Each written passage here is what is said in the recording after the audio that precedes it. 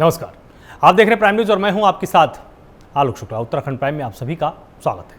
Bulletin की शुरुआत इस वक्त की सबसे बड़ी खबर के साथ करेंगे, जहां आपको बताएं कि मुख्यमंत्री पुष्कर सिंह धामी ने बड़ा फैसला लिया है। राजस्व अर्जन को लेकर खर्चे में कटौती पर फैसला हुआ है। खर्चे में कटौती के लिए भी एक बड़ा फैसला लिया गया है। सीएम के निर्देश पर राज्य संपत्ति विभाग ने आदेश भी जारी कर दिया है। अधिकारी एक से अधिक वाहन इस्तेमाल नहीं कर पाएंगे। जिसके पास एक से अधिक चार्ज हैं उसके लिए भी ये फैसला लिया गया है। अधिकारी एक से अधिक वाहन इस्तेमाल नहीं करेंगे, ये स्पष्ट निर्देश दे दिया गया है। जिनके पास एक से अधिक चार्ज होते थे वो कई वाहनों का इस्तेमाल करते थे, लेकिन अब साफ तौर पर कह दिया गया है कि भले ही आपके पास चार्ज अलग अलग हों, लेकिन आप एक ही वाहन का इस्तेमाल करेंगे। सरकारी खजाने का दुरुपयोग नहीं किया जाएगा। और अधिकारी अब एक से अधिक वाहन का इस्तेमाल नहीं कर पाएंगे। जिनके पास एक से अधिक चार्ज है उसके लिए भी यह फैसला है।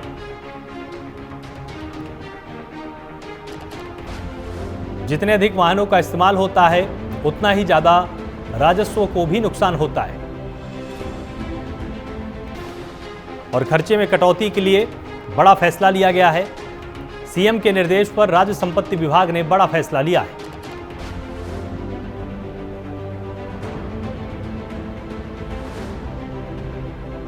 और अधिकारी एक से अधिक वाहन का इस्तेमाल अब नहीं कर पाएंगे, तो सीएम पुष्कर सिंह धामी ने बड़ा फैसला लिया है।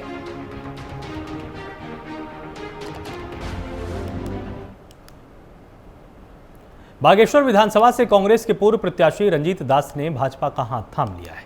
बीजेपी प्रदेश अध्यक्ष महेंद्र भट्ट ने रंजीत दास को भाजपा का पटका पहनाकर भाजपा की सदस्यता दिलाई है। रंजीत दास के भाजपा में आने के बाद से कांग्रेस को बड़ा झटका माना जा रहा है। बता दें कि रंजीत दास के पिता भी बागेश्वर विधानसभा से 4 बार विधायक रह चुके हैं और यूपी सरकार में मंत्री भी रहे। वहीं बागेश्वर विधानसभा क्षेत्र में रंजीत दास का बड़ा प्रभाव माना जाता है।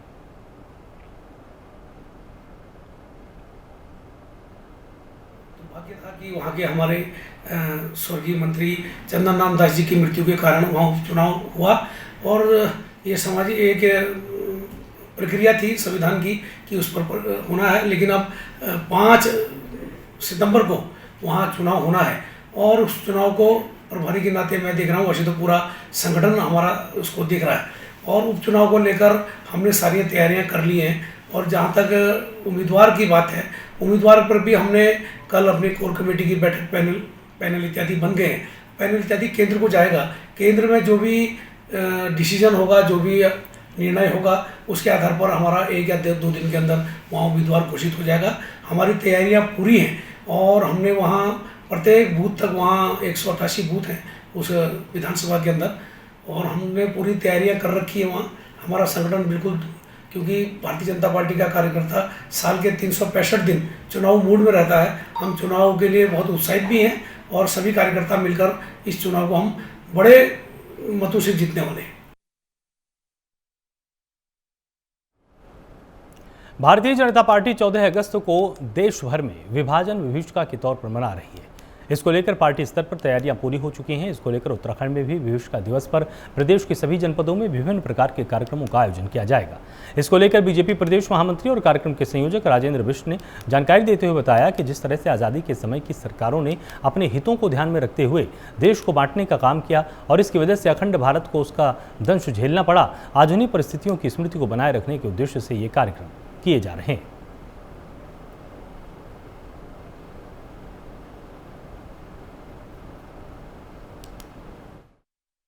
स्मृति दिवस जो है पूरे देश के अंदर हमारा भारतीय जनता पार्टी इस दिवस को मनाती है, पूर्व भी मनाती है, लेकिन इस बार विशेष रूप से हम लोग इसको ज़्यादा फोकस कर रहे हैं कि इस पर अपना एक इंडोर कार्यक्रम होने वाला है, जिस पर एक लघु फिल्म दिखाई जाएगी जो आपातकाल के समय पर निर्दोष लोगों को मारा गया, जिस प्रकार की तत्कालीन सरकारों ने इस बंटवारे में सहभागिता की और उसके कारण उसका परिणाम पूरे अखंड भारत को झेलना पड़ा, उस सब की वो जो उस किस्म का भयावह दृश्य था, उसको उस दृश्य को एक बार पुनः इस देश के देशवासियों को उसका स्मरण कराने के लिए ये विभाजन विभीषिका स्मृति दिवस का कार्यक्रम कर रहे हैं। 14 अगस्त को ये कार्यक्रम होना है पूरे देश के अंदर।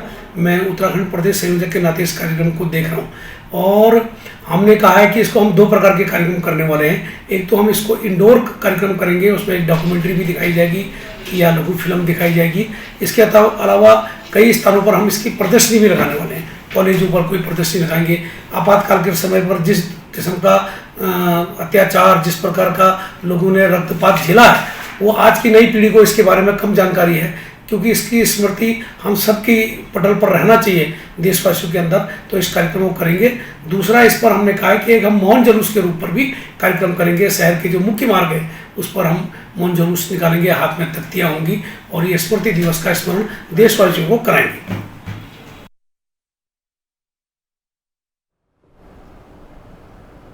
भारत सरकार के द्वारा उत्तराखंड में टाउनशिप बनाने की योजना को लेकर की जा रही कार्रवाई पर कांग्रेस और सत्ता पक्ष आमने सामने है। डोईवाला में टाउनशिप निर्माण के संबंध में कल जहां कांग्रेसी नेता गौरव सिंह ने प्रेस वार्ता करते हुए राज्य और केंद्र सरकार को घेरा, तो वहीं राज्य सरकार की ओर से कैबिनेट मंत्री प्रेमचंद अग्रवाल ने मोर्चा संभालते हुए प्रेस वार्ता कर कांग्रेस के दावों का जवाब देते हुए कहा कि उत्तराखंड सरकार पर्व में भी इस प्रकार के खंडन कर चुकी है कि उत्तराखंड में कोई भी ऐसी टाउनशिप फिलहाल नहीं बनने वाली। वहीं इस मामले को लेकर कैबिनेट मंत्री ने कांग्रेस पर लोगों के बीच में भ्रम फैलाने का आरोप भी लगाया है। से बात कर रहा हूँ, माननीय मुख्यमंत्री जी ने इस पर अपना विषय रखा है और लिखित में भी बयान जारी हुआ है। उसके बाद यदि भरोसा नहीं कर रहे हैं तो मैं एक ही विषय रख सकता हूँ कि ये सिर्फ और सिर्फ भ्रम फैलाने की कोशिश है और ये कुप्रयास है। और आने वाले टाइम पे किसी भी व्यक्ति पे कोई भी ऐसी स्थिति आने की संभावना लगती है तो मुझे आप बुला सकते हैं, मेरे साथ आके संवाद कर सकते हैं, मैं आने को तैयार हूँ। लेकिन इस प्रकार का समाज में कोई भी भ्रम फैलाने का प्रयास न करे, क्योंकि मैंने फिर कहा कि भारतीय जनता पार्टी सरकार हमेशा जनता के हितैषी सरकार रही है, तो ये भ्रम फैलाने का उनको प्रयास नहीं करना।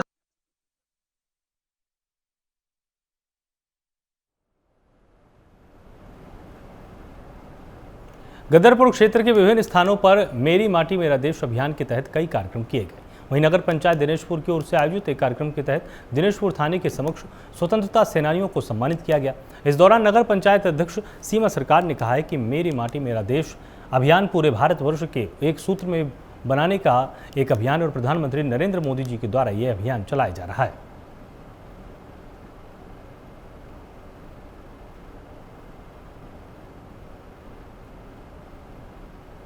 जनपद उधम सिंह नगर में थाना पुलबट्टा पुलिस टीम एवं एसटीएफ की संयुक्त टीमों द्वारा बेहतरीन टीम वर्क का दुरुस्त नमूना दिखाते हुए आज उत्तराखंड राज्य का इस वर्ष का सबसे हाईएस्ट स्मैक रिकवरी हुआ है। आपको मैं बताना चाहूँगा, पुलबट्टा थाना क्षेत्र में एक स्मैक तस्कर को गिरफ्तार करके उससे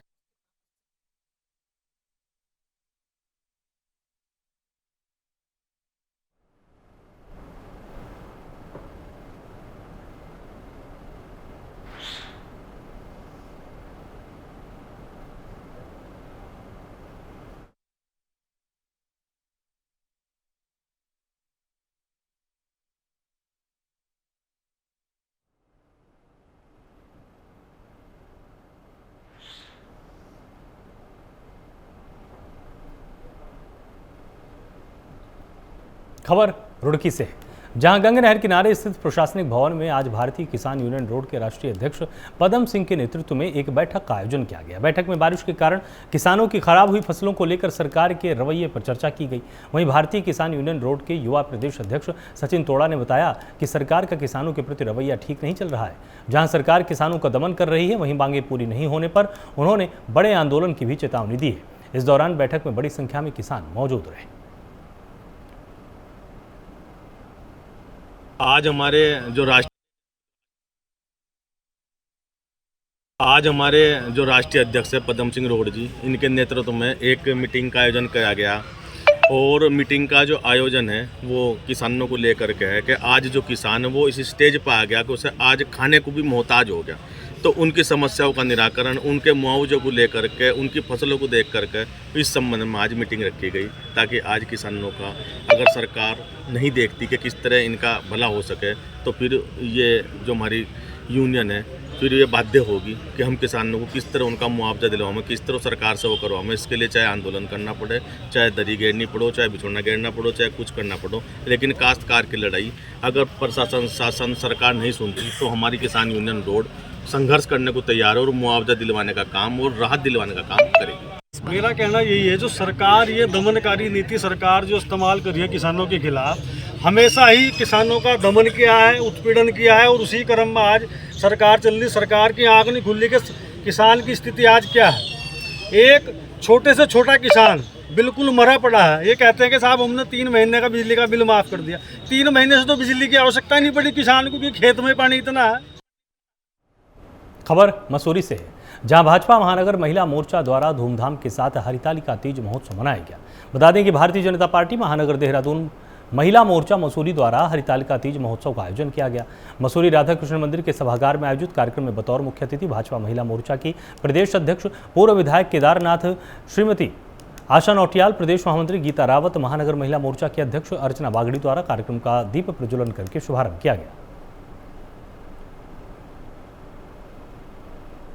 देखिए, सबसे पहले मैं सभी मातृशक्ति को हरियाली तीज उत्सव की बधाई देना चाहूँगी, शुभकामनाएं देना चाहूँगी। हमारे आज तीज महोत्सव मनाने का कार्यक्रम यह है कि जिस तरह से आपको पता है कि भगवान भोलेनाथ शिव जी ने, पार्वती ने शिव जी को पाने के लिए भोलेनाथ के लिए तपस्या की थी। आज के दिन शिव जी ने उनको अपनाया था और जिस परिवेश में हरियाली तीज मनाई जाती है भाद्र पक्ष के, उसमें तो हमेशा भादों के महीने में ये त्यौहार आता है और महिलाओं के लिए विशेष उत्साह रहता है कि महिलाएं अपना सुहाग, इसी तरह जैसे शिव और पार्वती की जोड़ी है, इसी तरह सबकी जोड़ी बनी रहे, सुहाग बना रहे। ये सब हरियाली और खुशियाँ सबके जीवन में हमेशा उतर के आएँ। सभी महिलाओं को एक उत्साह और एक प्रेरणा उनको और मिली है कि बहुत खुशी की बात है कि प्रदेश और महानगर के लोग हमारे बीच में पहुँचे हैं, महिलाएं, जिनसे कि हमें प्रेरणा मिलेगी और बहुत कुछ उनसे सीखने को मिलेगा। अल्मोड़ा की सोमेश्वर विधानसभा की ग्राम पंचायत अमखोली में मेरी माटी मेरा देश अभियान कार्यक्रम आयोजित किया गया, जहां खंड विकास अधिकारी राजेंद्र प्रसाद, सहायक खंड विकास अधिकारी आनंद भट्ट की मौजूदगी में कार्यालय परिसर में कलश स्थापना, झंडारोहण और शपथ ग्रहण के साथ विकास खंड कार्यालय में विभिन्न प्रजातियों के पौधे का रोपण किया गया। खंड विकास अधिकारी ताकुला राजेंद्र प्रसाद टमटा, सहायक खंड विकास अधिकारी आनंद भट्ट सहित स्वयं सहायता समूह की महिलाएं, समस्त विभाग, कर्मी क्षेत्र, जनप्रतिनिधि और अमखोली स्थानीय महिला आदि ग्रामीण मौजूद थे।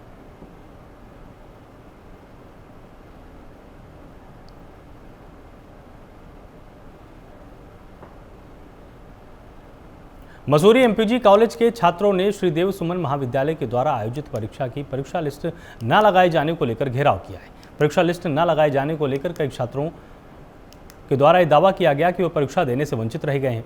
इसको लेकर अखिल भारतीय विद्यार्थी परिषद और एमपीजी कॉलेज छात्र संघ ने कॉलेज प्राचार्य अनिल चौहान का घेराव किया। साथ ही उन्होंने कॉलेज प्रशासन की लापरवाही को लेकर शिकायत भी की है। इस मौके पर एमपीजी कॉलेज के छात्र संघ के अध्यक्ष प्रीतम लाल और एमपीजी कॉलेज महाविद्यालय के प्रतिनिधि मोहन शाही ने बताया कि कॉलेज प्रबंधन की लापरवाही के कारण श्री देव सुमन महाविद्यालय की आयोजित परीक्षा की तिथि के बारे में छात्रों को जानकारी ही नहीं मिली। इससे कई छात्र परीक्षा नहीं दे पाए। भारतीय विद्यार्थी परिषद और छात्र संघ द्वारा ज्ञापन दिया गया है, जो कि नई शिक्षा नीति के तहत सभी छात्र छात्राओं को बुक्स का प्रयोग करने के लिए बुक्स नहीं है, जो कि बहुत सालों से हम इस चीज़ का विरोध भी कर रहे हैं और अध्यक्ष जी द्वारा इस चीज़ का आश्वासन भी दिया गया था कि बुक्स बहुत जल्दी छात्र छात्राओं तक पहुंचाई जाएगी, जो कि अभी तक पहुंची नहीं है। और क्या मांगे करते? और तो जैसे हमारे कॉलेज में बहुत सारे हमने इतने ज्ञापन दिए हैं, इतने आश्वासन अध्यक्ष जी द्वारा और कॉलेज द्वारा दिए गए हैं कि जो पूरी नहीं हुई है। जैसे हमारा डस्टबिन है, कॉलेज की साफ़ सफाई है और जैसे हमारे बीच में हमारे जो टीचर्स हैं उनकी 2-2 महीने से सैलरी नहीं आई है, उन चीज़ का भी हमने सर से बात की है और सर द्वारा यह बताया गया है कि बहुत जल्द इन पर कार्रवाई की जाएगी और इनकी भी सैलरी दी जाएगी। खबर किच्छा से है, जहां केंद्र सरकार के आयोजित कार्यक्रम आज़ादी का अमृत महोत्सव के अंतर्गत आयोजित मेरी माटी मेरा देश कार्यक्रम के तहत नगर पालिका अध्यक्ष दर्शन कोहली, अधिशासी अधिकारी गुरमीत सिंह ने शहीदों के परिजनों को सम्मानित किया। आईटीबीपी के सब इंस्पेक्टर शहीद जमीर अहमद और कुमाऊं रेजिमेंट के शहीद प्रेम सिंह के परिजनों को सम्मानित किया गया है। वहीं कार्यक्रम के दौरान शपथ और पौधारोपण भी किया गया। शपथ ग्रहण में भारत को एक विकसित देश बनाने, गुलामी की मानसिकता को खत्म करने, हमारी समृद्ध विरासत पर गर्व करने, एकता एकजुटता बनाए रखने, नागरिक के रूप में कर्तव्यों को पूरा करने, राष्ट्र की रक्षा करने वालों का सम्मान करने पर ध्यान केंद्रित करते हुए पंचप्राण की प्रतिज्ञा की गई। 2 अगस्त से लेके और 15 अगस्त तक हमारा एक कार्यक्रम पूरे देश में चल रहा है, मेरा माटी मेरा देश। उसी के उपलक्ष्य में आज हमने जो हमारे यहाँ शहीद हुए थे, शहीदों के परिवारजनों का हमने सम्मान किया, ध्वजारोहण किया, राष्ट्रगान किया और इस कार्यक्रम को हमने सब लोगों ने, नगर पालिका के हमारे ईओ हैं और हमारे सारे कर्मचारी हैं, सारे लोगों ने मिलकर इस कार्यक्रम का आयोजन किया। रामनगर विकासखंड सभागार में मुख्यमंत्री और प्रधानमंत्री स्वरोजगार योजना के तहत लोगों को स्वरोजगार से जोड़ने के लिए स्टेट बैंक और खंड विकास विभाग ने शिविर आयोजित किया। वहीं कार्यक्रम में लगभग 100 से अधिक लोगों ने प्रतिभाग किया। साथ ही लोगों को स्वरोजगार के लिए ऋण के लाभों को बताया गया। वहीं सांसद इंद्र रावत ने बताया कि भाजपा सरकार लोगों को स्वरोजगार से जोड़ने का काम कर रही है। इसके अंतर्गत युवाओं को रोजगार के अवसर देने के लिए कम ब्याज दरों में ऋण उपलब्ध कराया जा रहा है। जिला उद्योग केंद्र द्वारा और भारतीय स्टेट बैंक रामनगर द्वारा एक संयुक्त रूप से एक कार्यक्रम रखा गया, जिसमें कि हमारी क्षेत्र की जनता को ऋण देने हेतु था। और उसमें कई प्रकार के ऋण हैं जो कि हमारे जनप्रतिनिधियों द्वारा 3-4 दिन पहले उसका प्रचार प्रसार किया गया। ग्राम प्रधान, बीडीसी और समस्त हमारे क्षेत्र की जनता, और लगभग वहाँ पर कल 200 लोग आए हुए थे, और जिन्होंने उस जो योजना, हमारी भारत सरकार की योजना जो चल रही है, प्रधानमंत्री स्वरोजगार योजना, मुख्यमंत्री स्वरोजगार योजना, उसमें बहुत सारी ऐसी योजनाएं हैं जो हमारे क्षेत्र की जनता को जिसकी जानकारी नहीं है। तो उस कल विभाग द्वारा, जिला उद्योग केंद्र द्वारा वो जानकारी हमारी जनता को दी गई और बहुत सारे लोगों ने वो योजनाओं का लाभ उठाया। डोईवाला ब्लॉक की दुधली ग्राम पंचायत में उत्तराखंड ग्रामीण बैंक की ओर से ऋण वितरण शिविर का आयोजन किया गया, जहां कार्यक्रम में नुक्कड़ नाटक के जरिए ग्रामीणों को बैंकिंग की जानकारी दी गई। वहीं सरकार की ओर से चलाई जा रही लाभकारी योजनाओं को भी बैंक के अधिकारियों ने ग्रामीणों को अवगत कराते हुए लाभ उठाने की अपील की। इस अवसर पर बैंक की ओर से तमाम लाभार्थियों और महिला समूह को विभिन्न योजनाओं से जोड़ते हुए चेक वितरित किए गए। जी देखिए, उत्तराखंड ग्रामीण बैंक ने जो ये योजना चलाई है उसके क्रियान्वयन के लिए कि आम जनमानस को उसका लाभ मिले, और विशेषकर ग्रामीण क्षेत्र में जो हमारे देश के यशस्वी प्रधानमंत्री जी हैं, उनका कि ग्रामीण क्षेत्र की जनता को उनके घर पर लाभ मिले। हमारे इस प्रदेश के यशस्वी मुख्यमंत्री माननीय धामी जी का भी यही सोचना है कि हमारे दूर दराज के क्षेत्र में, जो ग्रामीण क्षेत्र में हमारी प्रदेश की जनता रह रही है, हमारे देश की जनता रह रही है, उसको डायरेक्ट इन योजनाओं का लाभ मिल सके।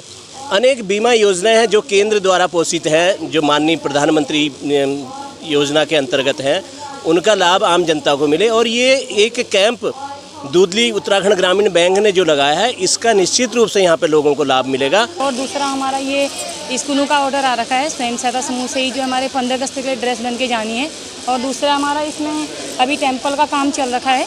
और दूसरा हमारा एक हाथ से अपनी ऐपन प्रतियोगिता, उसमें हम काम कर रहे हैं हाथ से ही अपने ऐपन प्रतियोगिता में, जैसे छोटी छोटी प्लेट बना रहे हैं, पूजा की थाली बना रहे हैं। और करवा चौथ की तैयारी हो रही है, जिसमें पूजा की थाली बनेगी, लोटा बनेगा और एक दिया बनेगा और उसमें एक छलनी बनेगी। वो एक पूजा की थाल बन गई, 4-5 आइटम का एक प्रोडक्ट जैसे बनेगा, तो उसमें वो हम समूह के माध्यम से और जगह जगह उसे स्टॉल लगाएंगे। ऊधम सिंह नगर में पुलिस नशा तस्करों के खिलाफ प्रभावी कार्रवाई करती हुई नजर आई है, और एक के बाद एक नशा तस्करों की धरपकड़ करने में पुलिस जुटी हुई है। एसटीएफ और फुलभट्टा पुलिस टीम ने संयुक्त कार्रवाई करते हुए स्मैक तस्करों को गिरफ्तार किया। पूरा मामला बहेड़ी बॉर्डर नदेली रोड चौकी बरा क्षेत्र का है, जहां चेकिंग के दौरान एक आरोपी को गिरफ्तार किया गया। पुलिस ने आरोपी के कब्जे से कुल 537 ग्राम स्मैक को बरामद किया है। इसकी अंतर्राष्ट्रीय बाजार में 55 लाख रुपए से अधिक की कीमत आंकी गई। जनपद उधम सिंह नगर में थाना फुलभट्टा पुलिस टीम एवं एसटीएफ की संयुक्त टीमों द्वारा बेहतरीन टीम वर्क का दुरुस्त नमूना दिखाते हुए आज उत्तराखंड राज्य का इस वर्ष का सबसे हाईएस्ट स्मैक रिकवरी हुआ है। आपको मैं बताना चाहूँगा, फुलभट्टा थाना क्षेत्र में एक स्मैक तस्कर को गिरफ्तार करके उससे 537 ग्राम स्मैक अवैध स्मैक बरामद हुआ है, जिसकी मार्केट वैल्यू लगभग 55 लाख है। साथियों, मैं बताना चाहूँगा, ये केवल पैसे का नहीं है, आपको ऐसा देखना चाहिए हमको कि भाई 1 ग्राम स्मैक में 3 से 4 लोग जो है मतलब नशे की चपेट में आ सकते हैं। कई हज़ारों लोगों को और हज़ारों परिवार वालों को हमने नशे की चपेट में आने से ये बचाया है। एवं ये भी अवगत करना चाहता हूँ कि ये जो नशा तस्कर है जो आज गिरफ्तार हुआ है, वो कहाँ से लाता था, उसका सप्लायर कौन था, इसको इन्वेस्टिगेशन में हम लाए जाएंगे। और इसने जो भी स्मैक बेच के पूर्व में जो भी संपत्ति कमाया है, इसको सेक्शन 85 एनडीपीएस एक्ट के तहत हम संपत्ति चिन्हीकरण, संपत्ति जब्तीकरण और संपत्ति ध्वस्तीकरण की कार्रवाई हम अमल में लाएंगे। प्रसिद्ध फिल्म अभिनेता रजनीकांत ने शनिवार की देर शाम भगवान बद्री विशाल के दर्शन किए। इस अवसर पर बद्रीनाथ केदारनाथ मंदिर समिति की ओर से उनका स्वागत किया गया और भगवान बद्री विशाल का प्रसाद तुलसी माला उनको भेंट की गई। बीकेटीसी मीडिया प्रभारी डॉक्टर हरीश गौड़ ने बताया कि जाने माने फिल्म अभिनेता रजनीकांत दयानंद आश्रम ऋषिकेश से आज शनिवार को बद्रीनाथ धाम पहुंचे और सायंकाल भगवान बद्री विशाल के दर्शन किए। उन्होंने बद्री विशाल की सायंकालीन पूजा स्वर्ण आरती में भी शामिल हुए हैं और मंदिर दर्शन के पश्चात फिल्म अभिनेता बद्रीनाथ धाम के रावल ईश्वर प्रसाद नंबूदरी से भी मिले।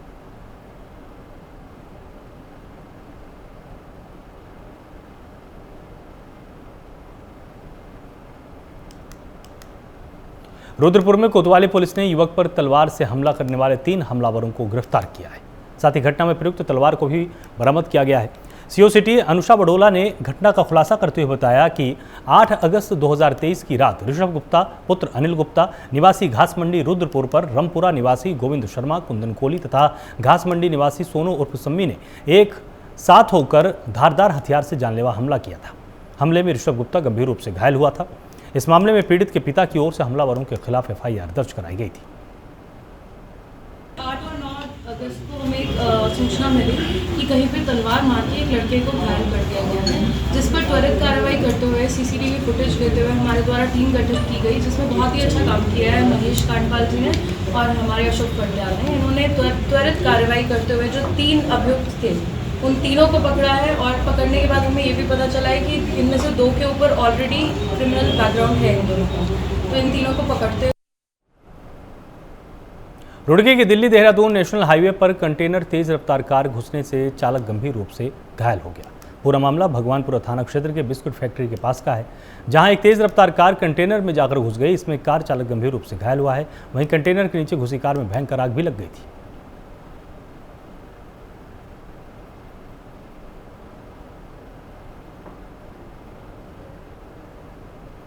अल्मोड़ा जिले के विकास खंड सल्ट के मनहैत डंगोला मोटर मार्ग पर पहाड़ी से मलबा और पेड़ गिरने से आवाजाही ठप हो गई।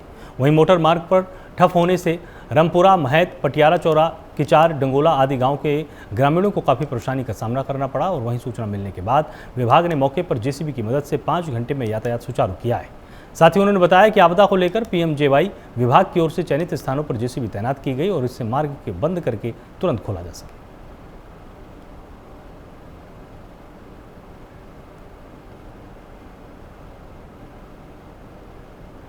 खबर पौड़ी से, जहां तमलाक गांव के रास्ते पर एक बिजली का खंभा टूट जाने से विद्युत आपूर्ति बाधित हो गई। इससे बिजली के खंभे में करंट लगने का खतरा भी बना हुआ है। ग्राम पंचायत तमलाक के सरपंच राजकुमार नेगी ने जानकारी देते हुए बताया कि विद्युत विभाग को मामले की सूचना दे दी गई है और इसके बाद विद्युत आपूर्ति को बंद कर दिया गया। बता दें कि बिजली का खंभा टूटने से लगभग 300 परिवारों की विद्युत आपूर्ति बाधित हुई।